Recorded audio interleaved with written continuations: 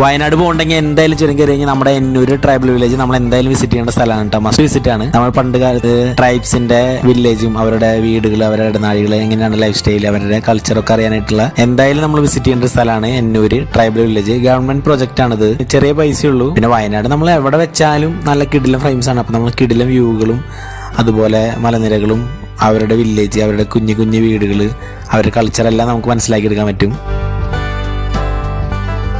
ഇത് നമ്മുടെ സ്വന്തം മോഡൽ ശ്രീകുട്ടി. ഇത് അവരുടെ ട്രഡീഷണൽ ഒരു ആർട്ട് ഫോമാണ്. അത് അവരുടെ പെർഫോം ചെയ്യുന്നതാണ് അവരുടെ വീടിൻ്റെ ഉള്ളിൽ. അത് നമുക്ക് കാണാൻ സാധിക്കും.